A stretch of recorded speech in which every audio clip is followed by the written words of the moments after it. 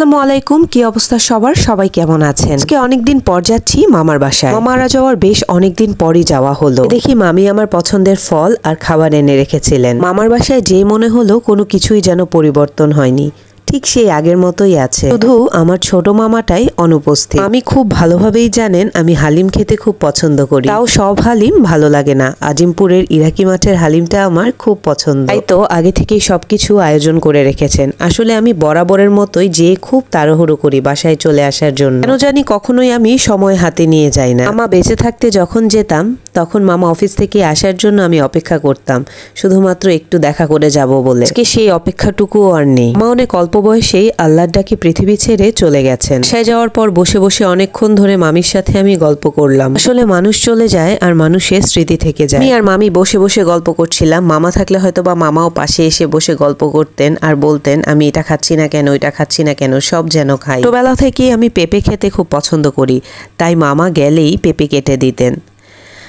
আজকে মামা নেই, কিন্তু মামি আমার জন্য পেঁপে কেটে রেখেছেন। ছোট মামা আমার খুব কাছের আর আদর ভালোবাসার মানুষ ছিলেন। আসলে আজকে ব্লগটা দিতে আর কথা বলতেও কিন্তু অনেক কষ্ট হচ্ছে। হোক, আমি খাওয়া দাওয়া করছিলাম আর মামি আমার জন্য একটু চাইনিজ আইটেম তৈরি করেছেন। আর মামি অনেক ভালো রান্না পারেন, মোটামুটি সব আইটেমই উনার নখদর্পণে। বেসিক্যালি আমার দুই কাজিনের একজনও ছিল না, আমি আর আমার মামিই ছিলাম। তো মামি একটু রান্নাঘরে গিয়েছিলেন, এর মধ্যে উনি বলেছেন যে আমি যেন সব কিছু নিয়ে নিয়ে খাই, তাই ফলটা নিজের হাতেই ছিলছিলাম আর মামার কথা ভাবছিলাম। আমার মামা ফল খেতে অনেক পছন্দ করতেন, তাই মামার ফ্রিজে সবসময় ফল ভর্তি থাকে। ভর্তিতে রান্নাঘরে যেয়ে দেখি মামি খুব মজার মজার চাইনিজের আইটেম তৈরি করেছেন। এর মধ্যে ছিল চিকেন ফ্রাই, চিংড়ির কারি, ফ্রাইড রাইস, সবগুলো আইটেমই কিন্তু অনেক মজা হয়েছে। মোটামুটি সবকিছুই রান্না করা শেষ, মামি শুধু ফাইনাল টাচ দিচ্ছিলেন, গরম করছিলেন। আর চিংড়ির কারিটা মোটামুটি রেডি।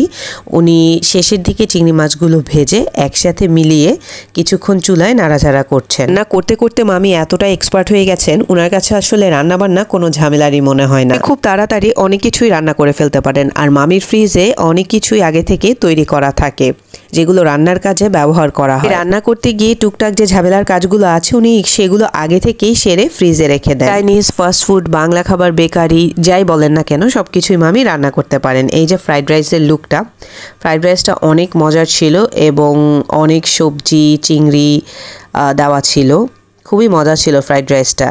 যাই হোক, আমরা অনেক সময় অতিবাহিত করার পর আমার হাজব্যান্ড আসলো। চিকেনগুলো আগে থেকেই ম্যারিনেট করা ছিল, তো আমার হাজব্যান্ড আসার পর উনি তেলে ডুবিয়ে ভাজা শুরু করলো। চিকেনগুলো ভাজা প্রায় শেষের পর্যায়ে, এখনই খাবার সার্ভ করা হবে। ও মামি বললো গরম গরম খেতে যেহেতু আমরা পছন্দ করি, তাই দেরি না করে আমার হাজব্যান্ড আর বাচ্চাদের নিয়ে যেন বসে পড়ি। ও খাবার টেবিলে যেয়ে দেখি প্রত্যেকটা আইটেমই মোটামুটি রেডি। চিকেন ফ্রাই, চিংড়ির কারি, ফ্রাইড রাইস, পেপসি, সবকিছুই সাজিয়ে গুছিয়ে রাখা। আর কি আমরা সবাই মিলে খেতে বসলাম। খাওয়া ঠিকই খাচ্ছিলাম, কিন্তু আমি আমার মামাকে অনেক মিস করছিলাম। কিছুই ছিল, আপ্যায়নও ছিল, খাওয়া দাওয়া ছিল, মামি ছিল, সবাই ছিল, সবকিছুই ছিল, কিন্তু কিসের যে একটা অভাব, কিসের যে একটা শূন্যতা, খালি খালি লাগছিল, সেটা আসলে বলে বোঝানো যাবে না। মা থাকলে এখন টেবিলের কাছে এসে আমাকে কোক আর পেপসি মিলিয়ে ককটেল বানিয়ে দিতেন।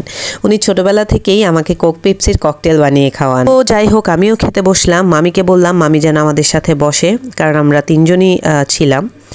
তো মামি বলল না, উনি এখন বসবেন না। তো আর কি করার, আমি মামির সাথে গল্প করতে করতে খাওয়াটা সেরে ফেললাম। মামির খাবার ব্যাপারে আসলে নতুন করে কোনো কিছু বলার নেই, কারণ মামির খাবার সবসময় মজা হয়। আবারও বলছি, উনি অনেক এক্সপার্ট রান্নাবান্নায়। সেই ক্ষেত্রে উনার খাবার দাবারের যে টেস্ট আছে সব কিছুই একেবারে আপ টু দ্য মার্ক। জানি আমার কাছে চাইনিজ আইটেমগুলো রান্নাবান্না করা একটু ঝামেলারই মনে হয় যে একটু ঝামেলার রান্না, সেটা মামি খুব সহজে অনেক অল্প সময়ের মধ্যেই করে ফেলে। তো খাওয়া দাওয়া প্রায় শেষের পর্যায়ে, খাওয়া দাওয়া শেষ করে আমরা মামির কাছ থেকে বিদায় নিয়ে বাসার দিকে রওনা দিব। তো আজকের ব্লগ এতটুকুই। সবাই ভালো থাকবেন, সুস্থ থাকবেন, আর অবশ্যই আমার মামার জন্য দোয়া করবেন। আল্লাহ হাফেজ, আসসালামু আলাইকুম। ইনশাল্লাহ দেখা হবে নেক্সট ব্লগে।